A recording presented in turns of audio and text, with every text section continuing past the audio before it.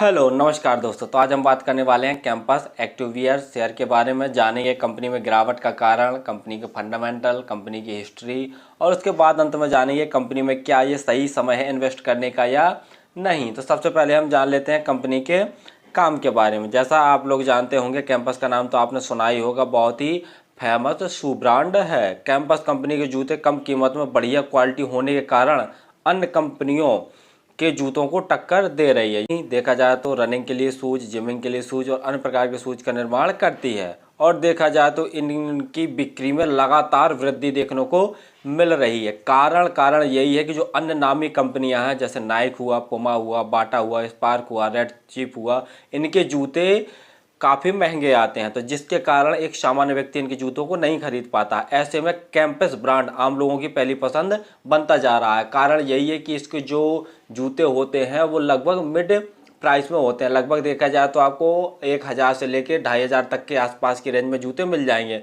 और जो अन्य नामी कंपनियां हैं उनके जूते देखा जाए तो 2000 से 5000 के बीच में मिलते हैं, तो जिसके कारण इनकी वृद्धि जो बिक्री है लगातार ग्रोथ देखने को मिल रही है और प्रॉफिट भी लगातार देखने को मिल रहा है। यानी प्रॉफिट एंड रेवेन्यू दोनों लगातार बढ़ रहे हैं। फंडामेंटल जानने से पहले आप हमारे चैनल को सब्सक्राइब जरूर करें ताकि आपको समय समय पर शेयर मार्केट संबंधी जानकारी, आईपीओ संबंधी जानकारी मिलती रहे। चलिए अब हम देखे ले रहे हैं कंपनी के फंडामेंटल। कंपनी का मार्केट कैप देखते हैं तो 9,892 करोड़ का है। वहीं स्टॉक का पीई देखते हैं तो 89.7 और इंडस्ट्री का पीई 42.5 है। यानी देखा जाए तो 45 से 50% गिरावट के पश्चात भी ये शेयर अभी भी काफ़ी महंगा चल रहा है। और आरओसी देखा जाए तो 31.9 है और आरओई देखा जाए तो 29.5, यानी आरओसी आरओई दोनों दमदार हैं।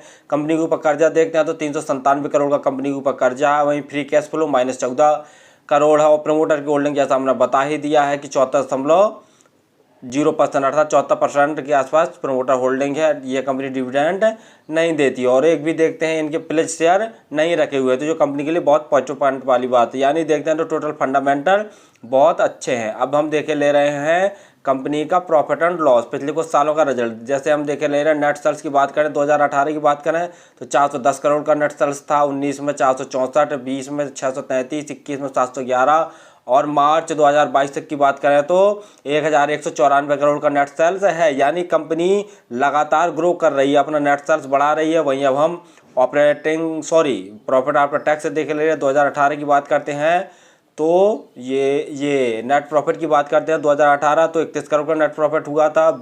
और 19 में 40 करोड़, 20 में 60 करोड़ और 21 में 27 करोड़। जानते हैं कोविड का टाइम आ गया था। और मार्च 2022 तक की बात करें तो 109 करोड़ का कंपनी ने प्रॉफिट जनरेट किया। यानी नेट प्रॉफिट भी लगातार बढ़ रहा है और इसका नेट सेल्स भी धीरे धीरे बढ़ रहा है, जो कि कंपनी के ग्रो के लिए बहुत अच्छी बात है। और अब हम देखे ले रहे हैं कंपनी के ऊपर कर्जा कितना, तो कर्जा भी थोड़ा थोड़ा कंपनी को बढ़ रहा है। वहीं 18 में देखते हैं तो 127 करोड़ का कर्जा था और 20 में देखते हैं 245 करोड़ का बढ़ के हो गया था। 22 में देखते हैं तो 289 करोड़ का कर्जा है। यानी कर्जा कुछ खास नहीं है, लेकिन थोड़ा सा ज़्यादा कर्जा है। शेयर होल्डिंग पैटर्न में देखते हैं प्रमोटर्स की हिस्सेदारी 74% के आसपास है। वहीं एफआईआई की हिस्सेदारी 6%, म्यूचुअल फंड 5.94% और इंश्योरेंस कंपनियां 0.15% जैसी हिस्सेदारी बनाए हुए हैं। डीआईआई देखते हैं तो 0.28% और हम जैसे रिटेल भाई की हिस्सेदारी देखते हैं तो 13.61% है।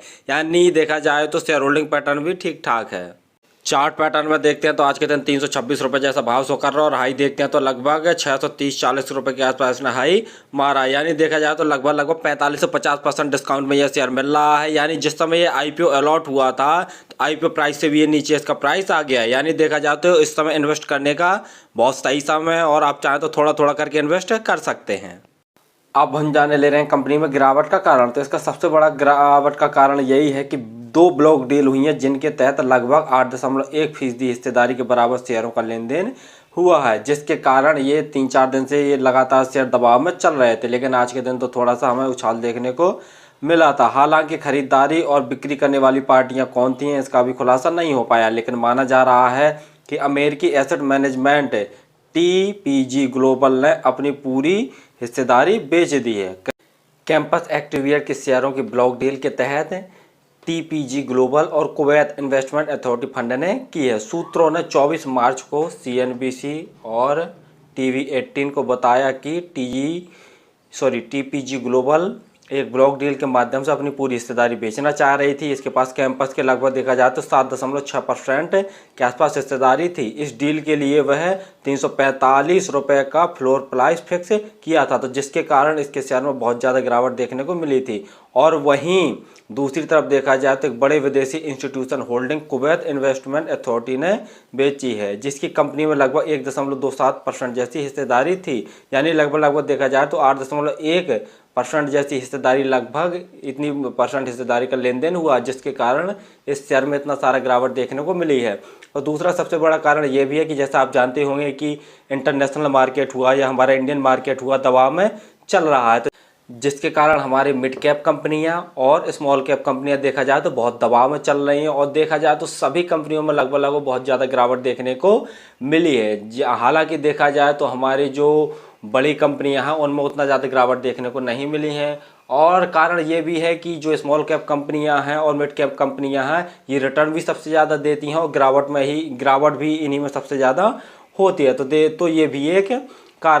और तीसरा कारण ये भी था कि इसका इंडस्ट्री का पीई स्टॉक के पीई से काफ़ी लो चल रहा था, यानी स्टॉक का पीई काफ़ी ज़्यादा था, तो जिसके कारण गिरावट स्वाभाविक थी। तो अब जान लेते हैं फाइनली इसमें इन्वेस्ट करें या ना करें।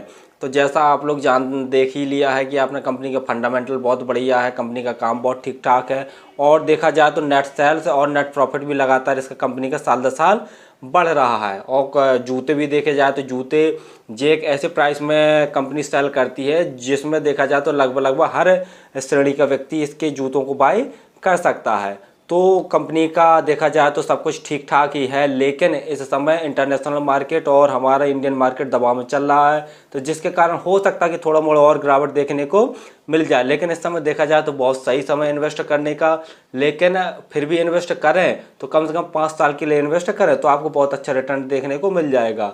और किसी भी शेयर में इन्वेस्ट करने से पहले आप स्वयं का एनालिसिस जरूर करें और आपके जो फंडामेंटल एडवाइजर हैं उनकी सलाह जरूर लें। धन्यवाद।